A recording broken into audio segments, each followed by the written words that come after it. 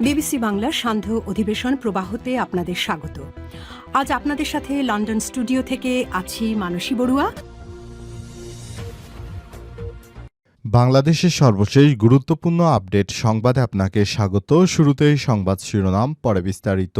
প্রথমেই জানাবো আমাদের হাতে থাকা সর্বশেষ গুরুত্বপূর্ণ সবথেকে তাজা আপডেট সংবাদ। তারেক রহমানকে নিয়ে ফেসবুকে পোস্ট করলেন জামাতের আমির।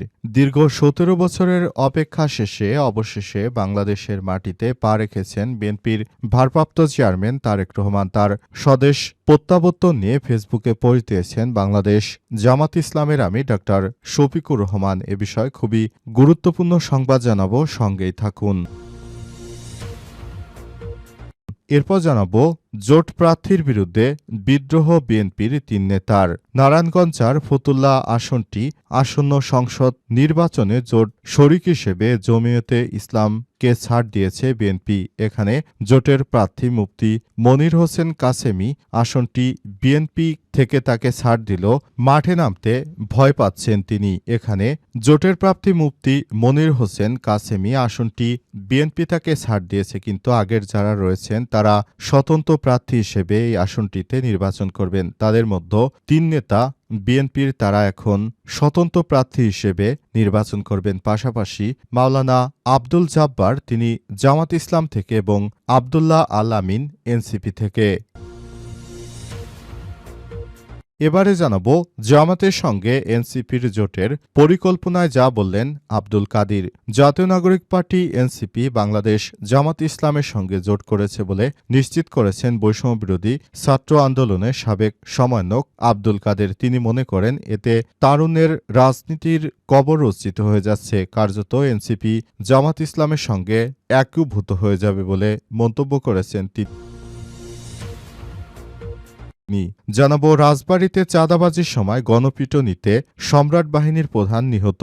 রাজবাড়ীর পাংশায় চাঁদাবাজির সময় গণপিটুনিতে নিহত হয়েছেন সম্রাট বাহিনী প্রধান অমৃত মণ্ডল ওরফে সম্রাট। আজ উপজেলার কলিমোহরের হোসেনডাঙ্গা এলাকায় এই ঘটনা ঘটে।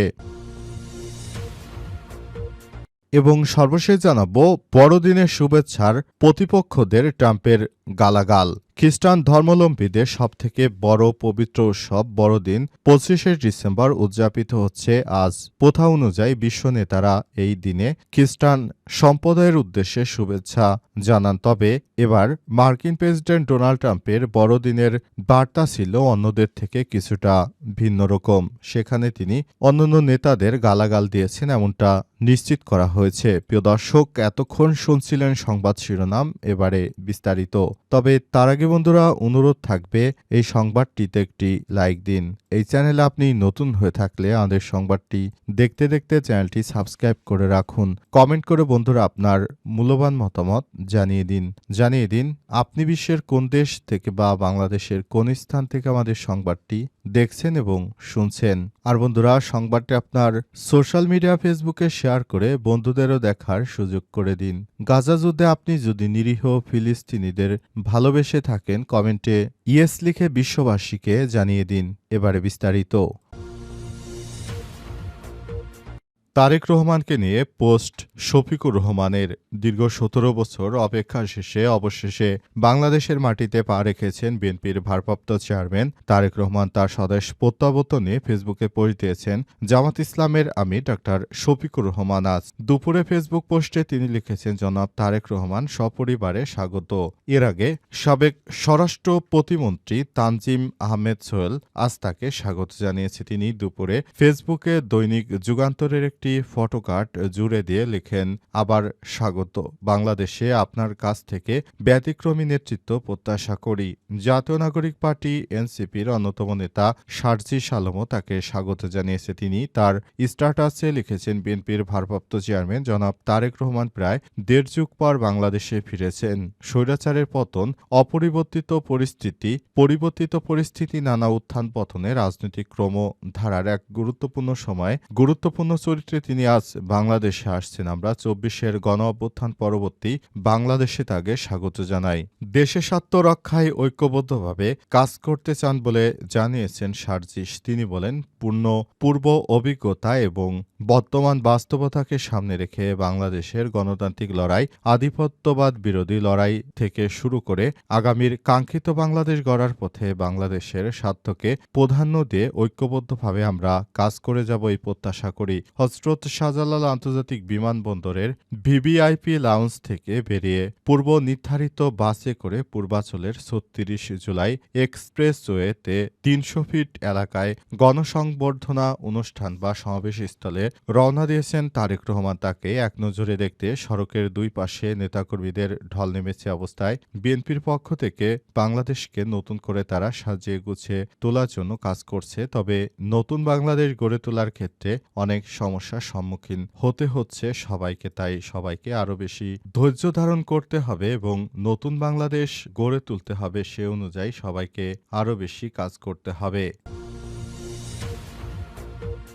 নারায়ণগঞ্জ ৪ জোট প্রার্থীর বিরুদ্ধে বিদ্রোহ ঘোষণা বিএনপির ৩ নেতার। নারায়ণগঞ্জ ৪ ফতুল্লা আসনটি আসন্ন জাতীয় সংসদ নির্বাচনে জোট শরিক হিসেবে জমিয়তে উলামায়ে ইসলামকে ছাড় দিয়েছে বিএনপি, যেখানে জোটের প্রার্থী মুফতি মনির হোসেন কাসেমি। আসনটি বিএনপিকে নিয়ে অনেক বেশি স্বপ্ন দেখেছিল সেখানকার মনোনয়ন প্রত্যাশীরা, তবে এখন তারা সম্ভাব্য স্বতন্ত্র প্রার্থী হিসেবে লড়াই করবেন। অন্যদিকে আসনটি জামাত ইসলামের প্রার্থী হিসেবে মাঠে আছেন মাওলানা আব্দুল জব্বার। তিনি ইসলামী ছাত্র শিবিরের সাবেক কেন্দ্র সভাপতি। নারায়ণগঞ্জ মহানগর জামাতের আমির। নারায়ণগঞ্জ ৫টি সংসদীয় আসনের মধ্যে নারায়ণগঞ্জ ৪ আসনেই জামাতের সবচেয়ে শক্তিশালী অবস্থানে আছে বলে ধারণা করা হচ্ছে। নতুন বাংলাদেশ গড়ে তোলার জন্য তারা কাজ করছে, কিন্তু বিএনপির পক্ষ থেকে সব বিষয়গুলো নিয়ে তাদের মতামতের গুরুত্ব না দেয় তারা এখন রাগ করে বিএনপি ত্যাগ করার সিদ্ধান্ত নিয়েছে। জামাতের সঙ্গে এনসিপির জোটের পরিকল্পনা যা বলেন আব্দুল কাদির। জাতীয় নাগরিক পার্টি এনসিপি বাংলাদেশ জামাত ইসলামের সঙ্গে জোট করছে বলে জানিয়েছে বৈষম্যবিরোধী ছাত্র আন্দোলনের সাবেক সমন্বয়ক আব্দুল কাদির। তিনি মনে করেন এতে তারুণ্যের রাজনীতির কবর রচিত হয়ে যাচ্ছে, কার্যত এনসিপি জামাতের সঙ্গে একীভূত হয়ে যাবে। বৃহস্পতিবার ২৫শে ডিসেম্বর ফেসবুক পোস্টে আব্দুল কাদির লিখেছেন, সারা দেশে মানুষের নেতাকর্মীদের আশা আকাঙ্ক্ষাকে অগ্রাহ্য করে গুটি কয়েক নেতার স্বার্থ হাসিলের জন্য এনসিপি জামাতের সঙ্গে জোট বাঁধছে। সব ঠিক থাকলে আগামীকালই এই জোটের ঘোষণা আসতে পারে। আব্দুল কাদের তার ফেসবুকে লিখেছেন, তারুণের রাজনীতির কবর রচিত হয়ে যাচ্ছে। এনসিপি অবশেষে জামাতের সঙ্গে সরাসরি জোট বাঁধতে চলেছে। সারা দেশে মানুষের নেতাকর্মীদের আশা আকাঙ্ক্ষাকে জলাঞ্জলি দিয়ে গুটি কয়েক নেতার স্বার্থ হাসিল করতে এমন আত্মঘাতী সিদ্ধান্ত গ্রহণ করেছে। তারা সবকিছু ঠিকঠাক থাকলে আগামীকাল এই জোটের ঘোষণা আসতে পারে। এমন এর মধ্য দিয়ে কার্যত এনসিপি জামাতের গর্ভে বিলীন হয়ে যাবে বলে আশঙ্কা প্রকাশ করেছেন তিনি। তবে বাংলাদেশ জামাত ইসলাম যে সুসংগঠিত একটি রাজনৈতিক দল, এই মুহূর্তে শিক্ষার্থীরা তারা যদি আলাদাভাবে থাকে তাহলে আমরা প্রতিটি ইউনিভার্সিটি নির্বাচনে দেখতে পেয়েছি শিক্ষার্থীদের ভরাডুবি হয়েছে। আশা করি আগামী জাতীয় সংসদ নির্বাচনে তারা এককভাবে দাঁড়ালে তাদের ভরাডুবি হবে। বিষয়টি এখন পানির মতো পরিষ্কার। সুতরাং শিক্ষার্থীরা যে পক্ষ অবলম্বন করেছে, অর্থাৎ জামাত ইসলামের সঙ্গে জোট করতে চলেছে, এই বিষয়টি অত্যন্ত গুরুত্বপূর্ণ একটি বিষয় হয়ে দাঁড়িয়েছে। সুতরাং সবাইকে আরও বেশি এই ব্যাপারটি নিয়ে সচেতন থাকতে হবে এবং বাংলাদেশ জামাত ইসলামকে ভোটদানের মাধ্যমে দেশটাকে একটি সুন্দর অবস্থানে নিয়ে যাওয়ার জন্য সবাইকে একযোগে কাজ করতে হবে। নতুন বাংলাদেশ গড়ে তুলতে হবে বলে আমরা সাধারণ জনতা মনে করি। সেজন্য বাংলাদেশ জামাত ইসলামকে আমরা নতুন করে সবকিছু দেখভাল করতে চাই এবং নতুন বাংলাদেশের মালিকানা বাংলাদেশ জামাত ইসলামের হাতেই তুলে দিতে প্রস্তুত এদেশের সাধারণ লাখ লাখ জনতা। রাজবাড়ীতে চাঁদাবাজির সময় গণপিটুনিতে সম্রাট বাহিনীর প্রধান নিহত।